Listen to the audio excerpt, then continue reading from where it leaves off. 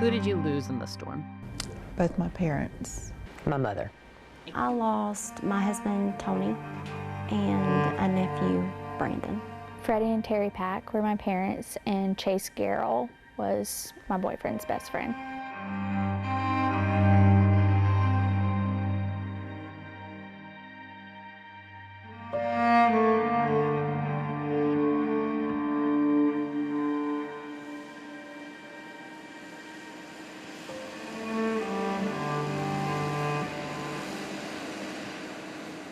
At least once a week, we would usually go over and have some sort of dinner, and just very loving, unconditional love is what they showed, and I like to remember them that way. They met when they were younger. My mom was from McDowell County, and she sang at a church with her family at a revival, and my dad went there, and that's where they met. Mom was 16, Dad was 17. Their kindness, the way they lived their life, their faith that they had, their love for each other and their family, and how they just helped others. Well, they met when my mom was 14, when she moved into this neighborhood. My dad already lived here, and that's how they met. He told her the first or second time he ever seen her that he was going to marry her one day. What was her reaction to that? No, I don't think so. It took a little time for her, but yeah, it was true love. And they were always happy, always. She was that type of person that and she had a lot of people that did, if you needed someone to talk to, she was that person for anyone, that non-judgmental, the ear, the shoulder to cry on. She was that type of person. She was a wonderful person. Growing up, my mom would get so mad because I wasn't the girly girl, so just because my dad, he bought me four-wheelers, so we were always riding four-wheelers. And one time it snowed, and I had just gotten a new four-wheeler because my birthday's in December. And I told my dad, I said, I really want to ride in the snow. And he took me down, I mean, it was up to my knees. I was like 10. And he took me down the road, and we were gone for hours. Like that whole trip, I don't know why I remember it so vividly. He was like, I hope you do this with your kids too. He enjoyed working with wood. So, there'd be times I'd come home from work and he'd be out in his wood shop just, tinkering around with stuff. And, I'd go in and we'd sit and talk for a little while, and then I'd go in and start dinner and stuff. And so that was just a part of who he was. He made flags and baskets, and he loved to carve stuff out with, his scroll saw and stuff like that. And any kind of idea you could come up with on YouTube, the man watched it and he attempted it. So, and he did some really good stuff. So you still have those pieces then that he made? I do, yes. How special is that to you? Priceless. You couldn't offer me enough money for any of them.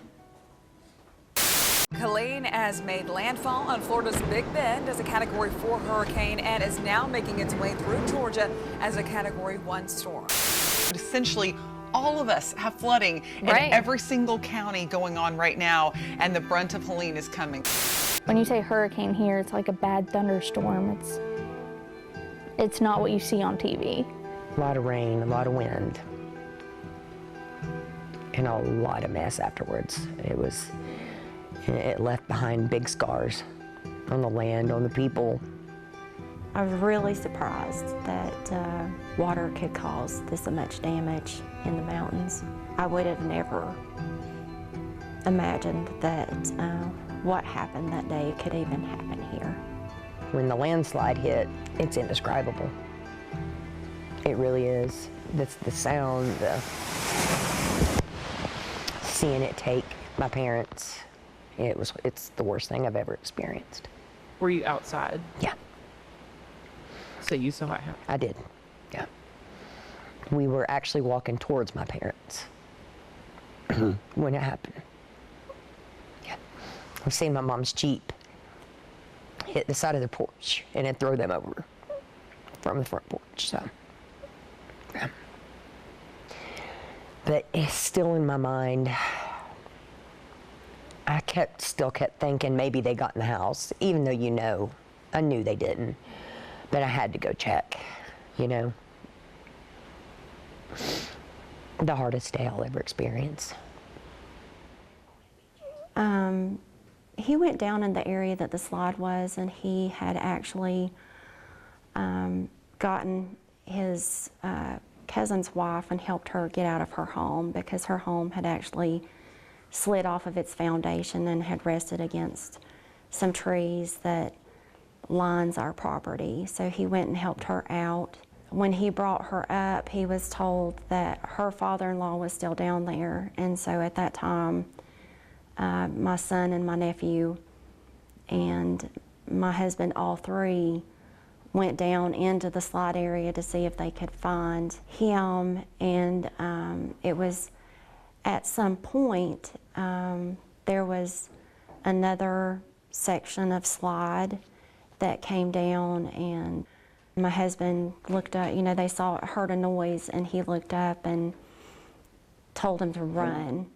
And Dylan said that they took about 4 steps, and then the water just overtook them and carried them away.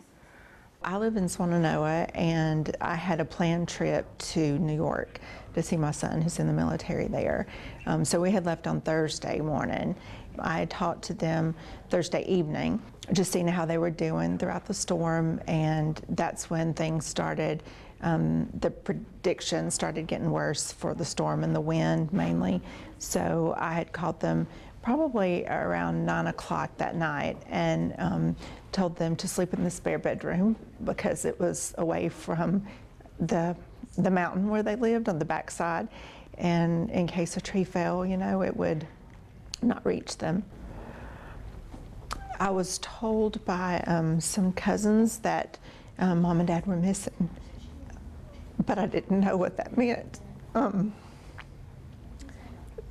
And their house was gone, but I still, you know, I had hope that somebody picked them up, or they had went down to the church, which is down the road, and that they had gotten shelter there. And so the next day, it was pretty much later in the afternoon, my sister called me, and that's when she told me that, you know, the house was gone. Basically, it was just like demolished, everything. There wasn't anything left of the house. When we got down to the bottom of our driveway, the road was gone. And then you could look up to the right, up the road, and there were, like, you could see everywhere the road was gone. And so we had to walk the whole way up. We had to kind of like walk around a big bank because the road was completely gone at the top of the hill. There were trees and a building down, and you couldn't see down in the neighborhood. So at that point, we're like, oh, some trees had fell. And Tyler and our oldest, her name's Riley, they got around the building and the tree, and I heard her say, "Where's Nana's house?" And I heard my aunt scream. And so I finally made my way around the building with the two youngest. At the time they were 5 and 4. And there were trees down all in the road. We had to crawl under a couple of trees, get across some others, and my aunt was hysterical. She was on the porch. And I heard, like, the oldest, she's still asking, "Where's Nana?" And so Darlene, which is my aunt, which is my dad's sister, she said they had no time. They had no time. There used to be a huge garden here. On the other side of the garden, it was like the woods, fully wooded trees. There was a huge garden here. Mom and Dad both had storage buildings right here. One was full of tools. The other one was family collections, photo albums, stuff of our childhood, things like that, Christmas decorations. Then their home set here, big porch, beautiful front yard. It's like the entire mountain came down and came through. The trees were still standing upright as it went through. I mean, and it had to be going at least 40 miles an hour. The force behind it was ungodly. It hit Mom's building and my dad's building, hit the Jeep. The Jeep hit the porch, and they went over the porch into it. It's a helpless feeling. Like I wanted to go in after them, but what could I have done, you know? My dad said the last thing that Mom said was she just looked at him and said, "Oh my God, Don." And that was it. They tried to get back in the house, but they didn't have enough time. I don't really remember how Aaron, my cousin, found him. I just know he started yelling, "I found Don, I found Don." My dad was wearing a bright yellow rain jacket, and that's the only way he was spotted. What rescue workers could get to him came to give him IV fluids, do what they could until they could, because there was no roads. So there was no way, they couldn't get a helicopter in to get him. There was no roads. Sorry. He just kept yelling for my mom. He just kept saying, "Leave me and go find your mom, go find Angie." And we just kept telling him, "We'll find her, we'll find her." That's all he cared about. He didn't want to leave down there without her. And there was no way to find her then.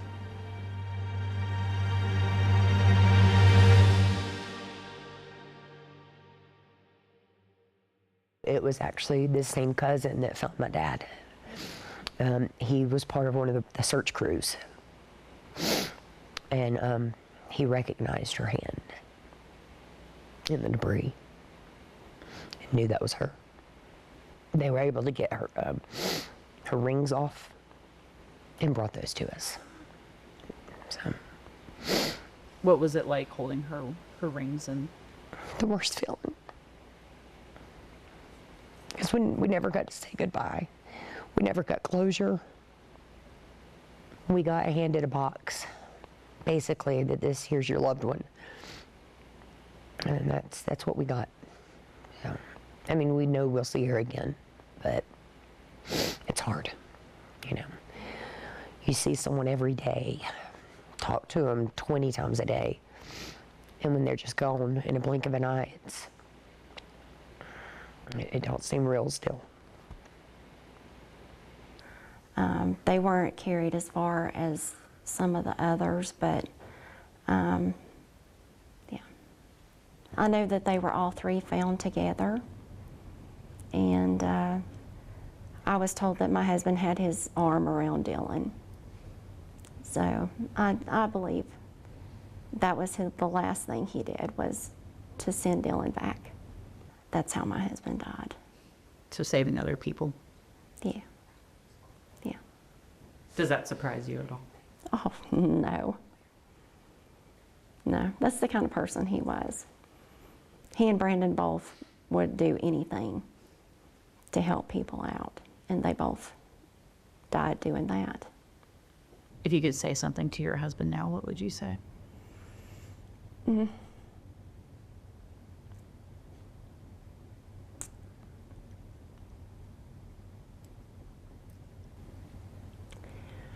I'm proud, but I miss him. And I wish he hadn't gone, but he did, because that's what he does. Part of me is mad. They left me. And I'm still just a kid.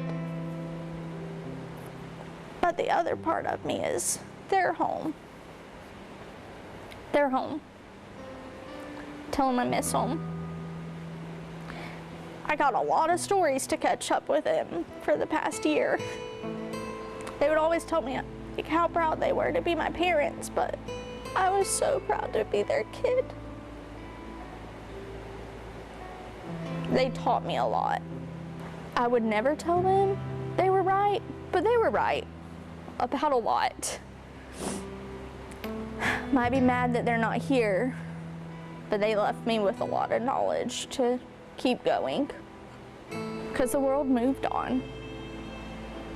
My world stopped that day. Or I think all of our world stopped that day. And it is so hard to see, just even in this town, that we were all struck with devastation that the day of the storm. We all have a story the day of the storm. But you see people, in my eyes, it's like they're forgetting that this happened. And I feel like it's not talked about enough. I mean, a lot of people still needs cleanup. And it just gets hard because our life hasn't moved on. You know, we're still stuck. It seems like in that storm constantly. And we want people not to forget us. And there's a lot of people, there's a lot of us out there that got hit.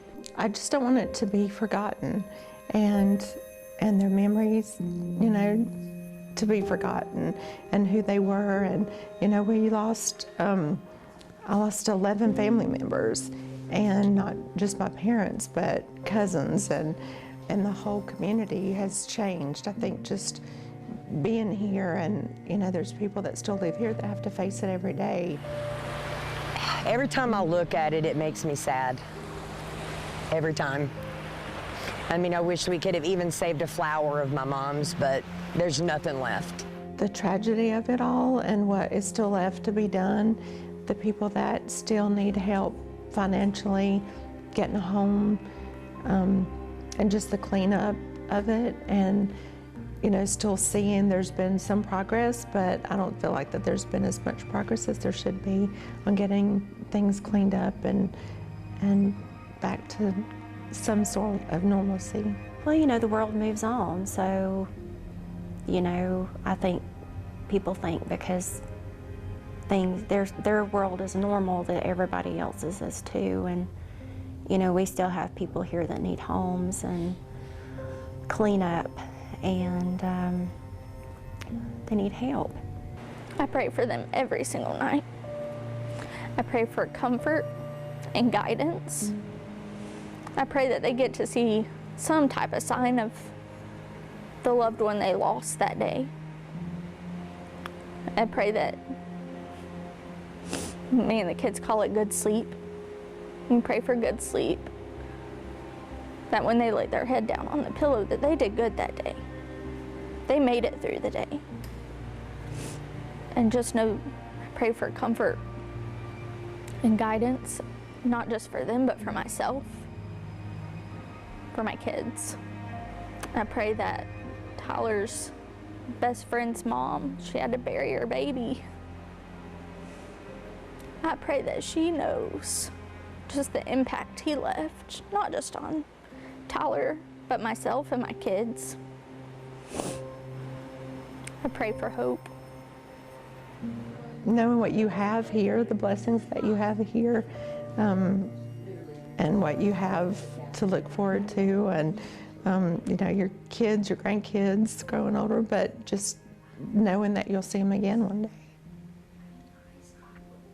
Yes, so this is Izzy. Okay. We actually found my dog 2 days after the storm. Her name's Izzy. She was fine. She had bumps and bruises. I started running down the driveway, and I ran into him right here at the road. And she was wagging her tail. And she started crying. But it was like, I'm home, I'm fine, I'm okay, but I'm hungry. And she ate so many cans of tuna that night because we didn't have anything. But it was like I could go home and tell my kids one good thing. Like, look, Izzy's home. We always say Izzy's earned her keep, for sure. But it was just like the smallest glimmer of hope. Like, we're gonna be okay. Dad knew we couldn't survive without, the kids couldn't survive without the dog. So we're gonna be okay. I love you, and I'll see you soon.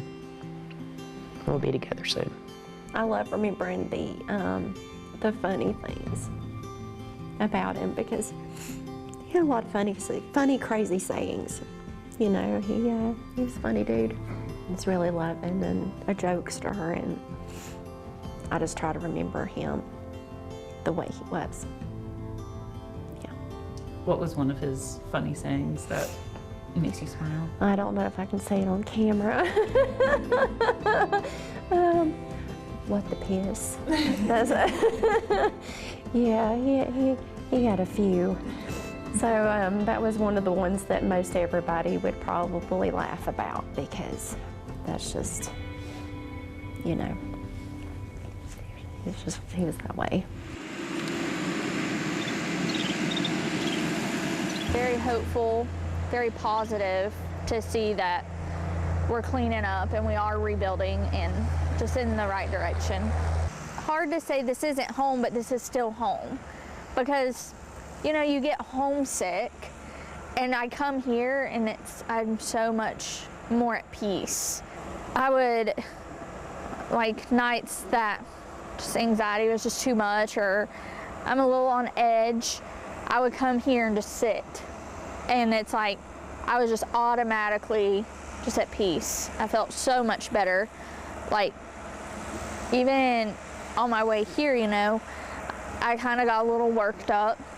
But when I pull in the driveway, it's like it all just fades away, and I don't feel on edge, I just feel at peace, because it's like they're still here, because this is home.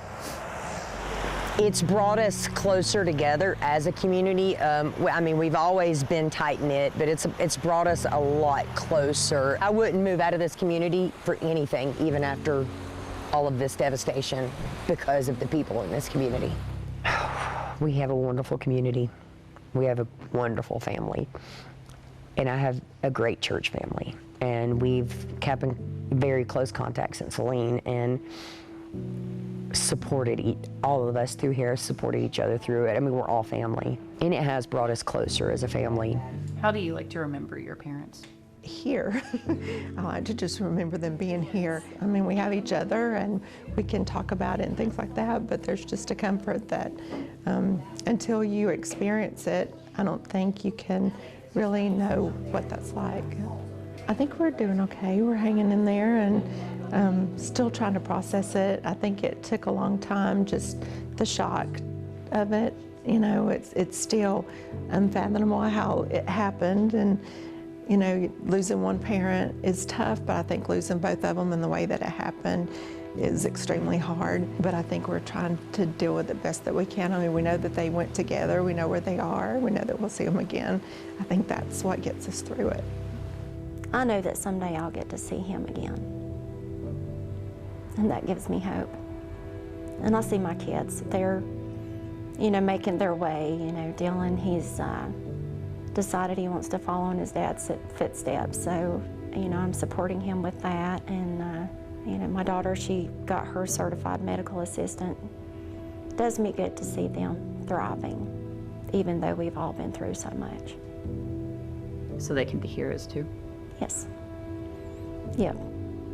Follow after their dad. So. Was there anything else you'd like to say?